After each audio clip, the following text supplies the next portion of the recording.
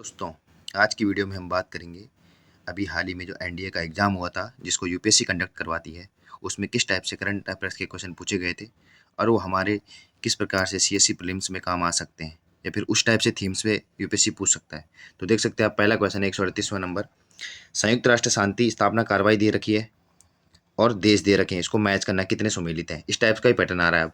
अब देखो ये थोड़ा टफ क्वेश्चन है, इसमें क्या है, आपको एक चीज़ देखनी है कि अगर आपको यूपीएससी पूछना चाह रहा है कुछ इस टाइप से कोई इस टाइप से संगठन जो ज़्यादा चर्चा में नहीं रहते हैं या फिर जिनको हम अमूमन नहीं सुनते, तो उसमें आपको ये देखना है कि सबसे अलग सा कौन सा लग रहा है। आपने देखा होगा कि भारत पाकिस्तान के मध्य वह शांति समझौता करवा सकता है किसी एक ऑर्गेनाइजेशन के तहत। साइप्रस भी कोई नाम देश है, कोसोवो भी है, लेकिन जो हैती है, हैती आपका एक विद्रोही संगठन है।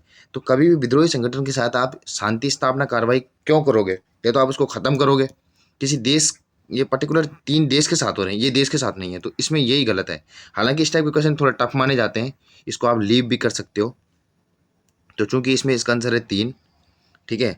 उसके बाद अगला क्वेश्चन देखते हैं, इसमें थोड़ा फैक्चुअल भी पूछा जाता है, लेकिन हम यूपीएससी के माइंडसेट को समझते हैं।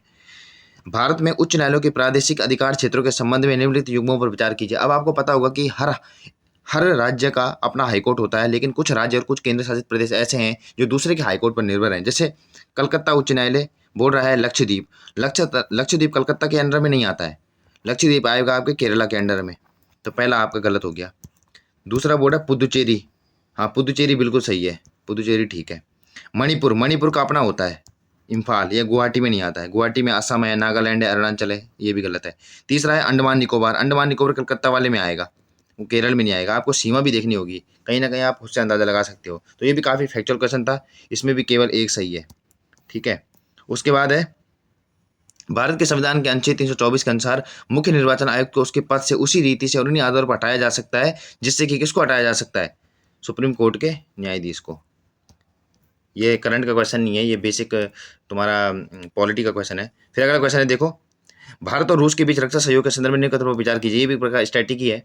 ब्रह्मोस क्रूज मिसाइल प्रणाली भारत के डीआरडीओ और रूस के एनपीओ द्वारा संयुक्त रूप से विकसित की गई है। हाँ हो सकता है, क्योंकि ब्रह्मोस है तो ब्रह्मा और मॉस्को।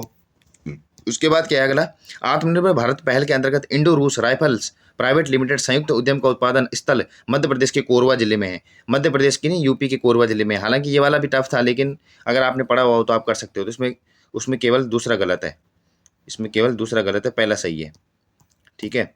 फिर है, इनमें से कौन गृह मंत्रालय के अंतर्गत नहीं आता है। अब आपको दिख रहा होगा कि राज्य विभाग, राजभाषा विभाग, सीमा प्रबंधन विभाग, ये कहीं ना कहीं देश की सोवेनिटी से संबंधित है या राज्य से संबंधित है। आपने सुना होगा गृह मंत्रालय में है, लेकिन पेयजल स्वच्छता विभाग, ये आपको लगता है कि ये कहीं ना कहीं पेयजल से संबंधित है, तो जल विभाग के अंतर्गत आना चाहिए, जल मंत्रालय के अंतर्गत आना चाहिए। तो ये उत्तर है, ठीक है।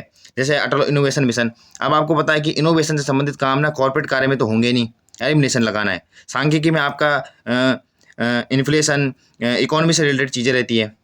टेक्नोलॉजी आपको विज्ञान होगा नहीं। एक नीति आयोग ही ऐसा है जो प्रशासनिक चीज़ों को देखता है, तो उसका ये उत्तर माना जाएगा, ठीक है। इस प्रकार से अब देखो, जैसे ये था, निम्नलिखित में से किस नगर को यूनेस्को द्वारा 2025 में क्रिएटिव सिटी ऑफ गैस्ट्रोनॉमी घोषित किया गया? लखनऊ, ठीक है, पाक कला के लिए, खाने पीने के लिए, ठीक है। अगला है, किस उद्योग को पीएम मित्र पार्क से संबंधित है? पीएम मित्र पार्क किस चीज से संबंधित किए गए? मोटर गाड़ी नहीं, जहाज निर्माण नहीं, मृदभांड नहीं, वस्त्रों से संबंधित है भाई। हाल ही में ये डायरेक्ट क्वेश्चन पूछे जा सकते हैं। निम्नलिखित में से कौन सा देश 2025 में आसियान का 11वां सदस्य देश बना है? आपको पता है ब्रुनई, कंबोडिया, ये सब पहले से ही है। तिमोर लेस्ते बना है। 2024-25 रणजी ट्रॉफी विजेता कौन रहा? आपने सुना होगा कई बार, विदर्भ। डायरेक्ट है, फैक्चुअल क्वेश्चन है। अब जैसे ये वाला क्वेश्चन है, काफी टफ क्वेश्चन माने जाते हैं। वर्ष 2025 के शहरीकरण की डिग्री की परिभाषाओं के हिसाब से जनसंख्या के घटते क्रम में लगाइए। अब आपको इसमें एग्जैक्ट पता होना चाहिए कि कौन से देश के कौन से शहर में कितनी जनसंख्या है। तो इसमें पहला आंसर है, इस टाइप के क्वेश्चन आपको छोड़ना पड़ेगा, ठीक है। उसके बाद है, ये काफ़ी इजी क्वेश्चन पूछे गए थे इसमें। अब जैसे ये है, जलवायु जोखिम इंडेक्स 2026 के अनुसार 1995 से 2024 के बीच में से कौन से देश आवर्ती चरम घटनाओं से संबंधित है? इसके लिए आपको पीटी 365 पढ़नी पड़ेगी या मंथली मैगजीन पड़ेगी। तो इसमें लगभग सभी देश हैं। भारत है, निकारागुआ है, फिलीपींस है, हैती है। हालांकि हैती एक देश है, उसमें कहा गया है, लेकिन हैती वहाँ एक संगठन है, तो हैती का नाम नहीं आएगा। हैती एक संगठन भी है, तो इससे आप उससे एलिमिनेट कर सकते थे। हालांकि वहाँ पे हैती एक देश के रूप में दिए गए, जो पिछला क्वेश्चन मैंने बताया। इसमें चारों ही आंसर सही है। लास्ट क्वेश्चन था इसमें करंट अफेयर में, जो हमारे यहाँ बचाव अभियान चलाए गए भारत सरकार द्वारा। तो देख सकते हैं आप, गंगा जो है यूक्रेन में चलाया गया था, अजय इंद्रावती आपका हैती में चलाया गया था, हैती देश 3 बार आ चुका है। कावेरी, कावेरी आपका सूडान में चलाया गया था, अजय आपका इजराइल में चलाया गया था। तो पहले का चौथा, दूसरे का सी का फर्स्ट, तो ये सी है उत्तर। तो इस टाइप से आपने देखा कि करंट अफेयर के 2025 के पूरे साल भर के उसने क्वेश्चन पूछे, और इस टाइप से आप इसके माइंडसेट को समझ सकते हो कि कहीं ना कहीं हो सकता है कि डायरेक्ट क्वेश्चन यही पूछे जा सके।